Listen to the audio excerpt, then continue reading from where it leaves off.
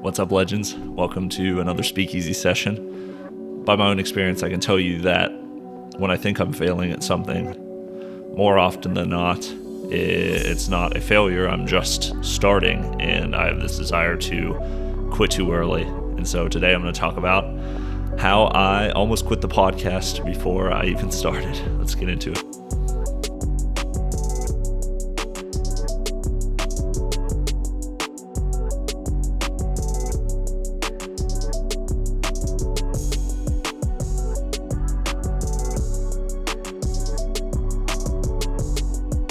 So back in April, I can't explain why, but I was just restless about the things that I was creating. I feel like I was kind of hitting a wall, that the podcast wasn't progressing as quickly as I wanted it to as far as the quality of what I was creating. And so, I don't know, I was just afraid that I was wasting my time. So instead of taking a step forward, I took a step back, and it was kind of in a state of creative exploration. I was reading a lot more. I lost a bunch of weight, ran a bunch of miles, and, I think it was also around this time that Mike Glockner had his stroke. So that also had like a really heavy impact on me, just dealing with the reality of that. One of the healthiest people I know almost losing their life for seemingly no reason, just kind of made me realign my priorities. I wanted to make sure that I was going in the right direction. Which is really probably just a clever way of saying that I wanted to quit. One of the books that I was reading during this 3-month period was this book called Terraform by Jason Petty. As you know, there's a lot of people in the tech space like Elon Musk that believe that humanity needs to colonize Mars to survive. So they're allocating all their resources to accomplish that, or kind of blaze the trail to settle down on a new planet. The idea in the book Terraform is it's a thought experiment around that topic. Like, what if we did colonize Mars? What would we do differently than when we colonized America, for instance? Would we be intentional about the city that we're creating, or the country that we're creating, the planet that we're creating? The main question of the book is, if we could start fresh, make the world anything we want, what would we do differently? That question really sat heavy with me, and I started asking the question myself, what kind of world do I want to create for my family? I feel like our city is facing the same kind of new frontier. We've been put in a situation where we're asking the same question: what kind of city do we want to recreate? And are we really building a city for us that serves our needs, or are we going to allow the same kind of bad habits to determine the features of our environment? And so I think all in all, I just really felt the weight of those questions, and it was a big part of just my step back and reevaluating what I was doing, spending my time on. I think that really was the point where I was like, okay, maybe this is the end of this chapter. Maybe that all that I got in me is 36 episodes of this thing. And so after 3 months of this and lots of, what's happening with the podcast questions, I get this text from Max Lyles, good friend of mine, super awesome patron of the podcast, has his own podcast at this part that you should totally listen to. It's called Not Your Average IV User. He said, "Hey man, I've got one more person for you." His name's Austin Pollard. He's from Scioto County, and he just recently launched his music career in Los Angeles because I'm a fan of the podcast that kind of launched him there, kind of sped up his career. The dude's got a ton of talent. And so the podcast is called King of the Sting. And so I was like, okay, yeah, man, I'll do that for you. Because Austin had some success from a podcast already, it really made me kind of reevaluate the equipment I was using and my setup, just how the audio sounded. It made me take an inventory and analyze where everything was at, the quality of what I was producing, because the last thing I wanted was him to get off his plane from LA and come visit me for a conversation and feel like he wasted his time. So we ended up having the conversation, and it goes well. Had a great time. He's got 4 of his friends in the room with him, and it was just a lot of good energy. He's like, "Hey man, it's super awesome in here. You should shoot video with these." And at the time, I probably made some excuse of why I hadn't yet, but I clocked it. I clocked that comment, and it kind of just sat with me for a while. When I was also around the same time period before I had shot with Austin, and I was in the same state of creative dereliction, Jim Donnelly approached me actually after Gus Saltzman had passed, which is a long-time employee of Glockner, had a huge impact on the departments that he was a part of, and I think it was almost 40 years that he was in the business or longer. And Jim expressed to me that he didn't want to be losing the stories of these people that have, or in experiences of these people that have contributed so much to the business and making a big impact on the people that worked here and their families and the community. And so he said, before we lose anyone else, he gave me a list of people that had had close relationships with Eb Glockner, wanting to preserve their stories, their business relationships, the encounters that they had with Eb and the value they got out of that relationship. And so I did. So out of the end of my podcast, I upgraded my gear, and the Eb Glockner project really made me brush up on my production skills. I learned how to use Adobe Audition. I went from interviewing just one person and uploading the audio to, that project for Eb Glockner, Work Hard, Play Hard, is like 15 plus interviews with music scored in, and it's all just bound together in one cohesive narrative about who Eb was.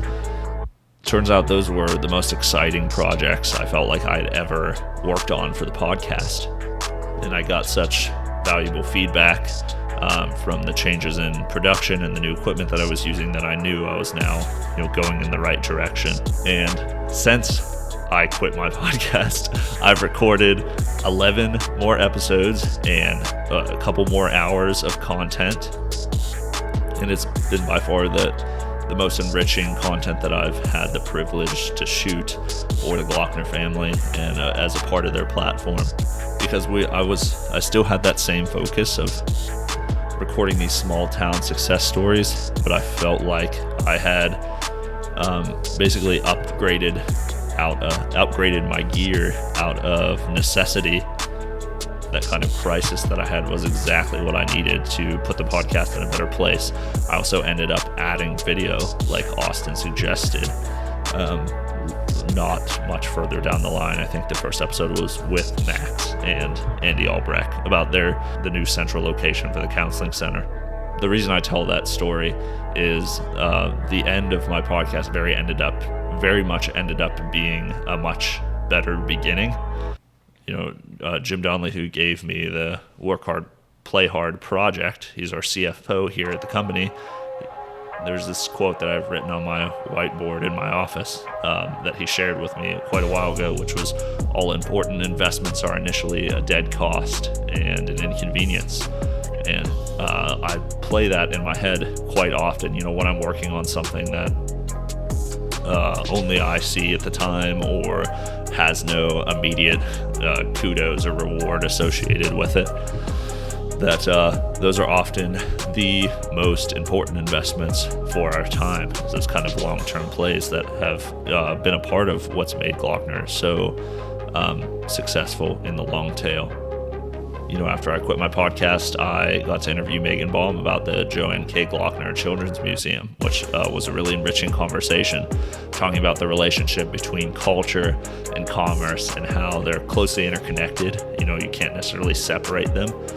I think data is very important in the day-to-day and helps us, establish key performance indicators that make our businesses better, make our entrepreneur efforts better, help us generate more profit that later affects the culture.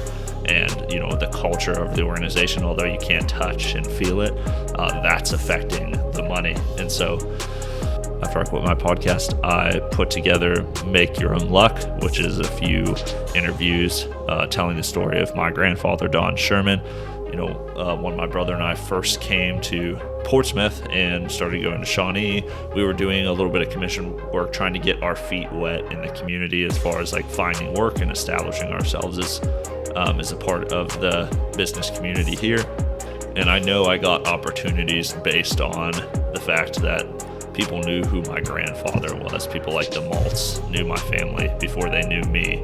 And that trust and good word that my grandfather had built and other people in my family had built, that transferred to me, and people I really feel gave me a chance before, or gave me a chance maybe they wouldn't have if they didn't know who my family was. And so just like the Glockner family has transferred their values from generation to generation, I really see these small town success stories and what we're doing on the Local Legends podcast is just an extension of that we're sharing those same kind of values and having meaningful conversations with other people in our sphere of influence, other successful people that are on the same team as us, and empowering other people through this free information. It was after I got started that I ended up finding my end game, and I think there's times to set back and take time to analyze. But really, if you're building a skill set every day, something that you're passionate about, I think you're going to, that when you do find your purpose, or you do flush out the vision more completely, that you're going to achieve an end that you didn't even know was possible, that's grander than you ever could have imagined. Even my grandfather's story on Make Your Own Luck, he lost everything at the age of 52 after being very prolific in business. And my grandfather went into business with Vern Reif and Gene Bennett, and after they had a successful run, and then he had multiple businesses after that, but lost everything in the recession in the 70s. The dream house that he had built, lost it all and completely restarted his life at the age of 52.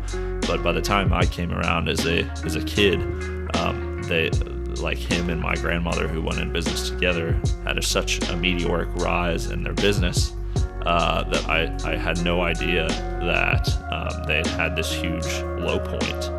And so they were back in that same house that they ended up having to sell. I think it just goes to show that it's a common narrative. I think those low points are an opportunity for us to grow, and it may be exactly what we need in the moment to further ourselves creatively. It's all very much about perception, both with this new direction that our city's going in and failure in general. A lot of times those ends are exactly what we need to keep going. Those failures are exactly the experience we need to kind of open up our mind and elevate our game and begin something better. Hey everyone, thanks again for listening every week. Really appreciate you guys listening, whether it's on YouTube or on your favorite streaming platform. I will give you a little tip if you don't use the Spotify app. It's cool. Unlike YouTube, you need YouTube Premium to listen to the video when your phone's locked. But with Spotify, you can toggle in and out between watching the video, closing your phone, and just listening to the audio. It's really slick. They just recently allowed anyone with a video podcast to upload video to the platform. So check that out. If you want to support what we're doing, like and subscribe on the channel here on YouTube, or leave us a review on Apple Podcasts if that's where y'all are listening now. It really helps a ton to just kind of elevate us in our category on Apple Podcast. So please, if you want to support what Local Legends are doing here, give us a like, subscribe, or review. And thanks again for listening in. We'll see you in the Speakeasy next time. Take care.